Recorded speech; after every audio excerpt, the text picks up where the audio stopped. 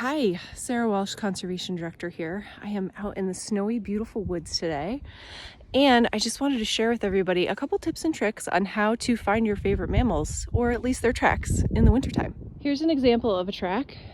Can you guess who?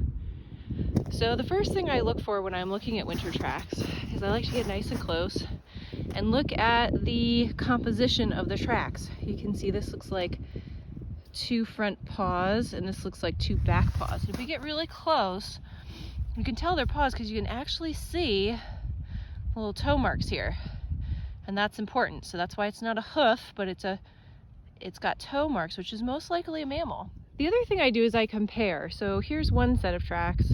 It's all 4 paws on the ground, and then if you look here, you can see again all 4 paws have launched into the ground. And again, if you get really close, you can see the toe marks here, and you can start to see some digits. And so if you follow these further and further along, and you can see they're headed towards a tree. So that means that we have a mammal that likes to bound, jump all 4s, 4 feet, 4 feet, 4 feet, and then climb a tree. Not just any tree, but a nice tall tree. So can you guess what this mammal is? If you guessed gray squirrel, you are correct. Good job. Now, how do we know? Well, I have them near my bird feeder and notice the tracks in the snow. So hanging out at your bird feeder is a great way to learn tracks. And then you can go out in the woods like I am today and start looking down after a fresh snowfall and see what kinds of things you can identify.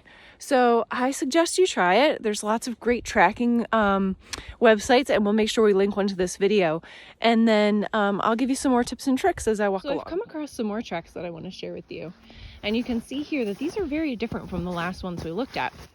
So for example, each track has 2 points that go into the ground, and also 2 kind of heel marks. And you can look at the pattern. So that's the initial hoof. So we have an idea that it's probably a hoof because it's got just these 2 points. We're not really seeing digits or toes like we would on a mammal or an animal that looks more like us. And then we can look, once we look at the individual track, we can look at the larger pattern in the landscape and see what that's like. So if looks like there's a step here, and a step here, and a step here, and here. And so you can see that this is sort of a group of 4 different legs stepping through the snow.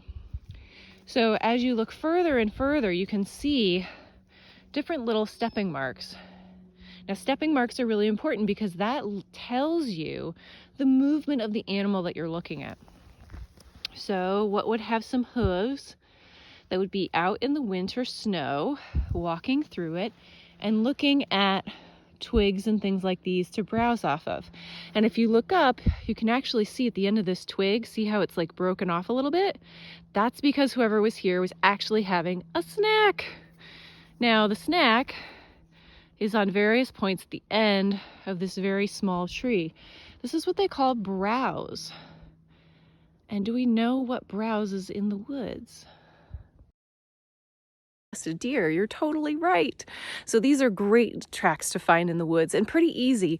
You can see the 2 hoof marks that go deep into the snow, and you can look around for things like pieces of browse that are nearby just above the hoof marks in the snow, just like I showed you here in this video. So I challenge you to go out, look at the snow after a new fallen snow, and see what you can find. You might surprise yourself. And I have one more track to share with you. So you can see that this is the people path. You can see all the shoe marks. So there's a shoe there, which is nice. But you can also see next to the trail, there's another marking in the snow. And if we look at it, it's hard to tell, but it's actually multiple prints. So there's one print here, and then there's a larger print over top of it. And then there's another print here, and you can see the double really well in this one. So this is toes and then toes. Now, you have to look around for evidence. Sometimes if you're alone in the woods, this could be coyote. These are pretty large, and you can see the toenails. But if you look at the evidence surrounding me in the woods today, you might be able to see the animals that leave those tracks. So yes, that's Finn and Latte, and they were walking with me in the woods today and left these prints on the trail. But you can see how even if I didn't have the dogs with me, I'd be able to, you know, deduce or figure out carefully that, okay, this is the path where people walk. People must walk their dogs out here, and so this is most likely someone walking their dog as opposed to coyotes. Now, it doesn't mean coyotes are not out in the woods, but generally when you see them this close to the walking path, it's most likely dog. So there you go. So here's another set of tracks I want to share with you on the side of the trail.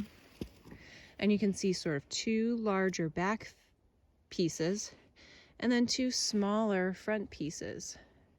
And you can see again. Now, the shape of this is very interesting, and it's very different than the squirrel. So I'll show you the squirrel, which is right here too. Hang on just a second. So this is the squirrel track, which is just literally just taken a step. And so you can see there's feet 1, 2, 3, 4, and they're all very close together.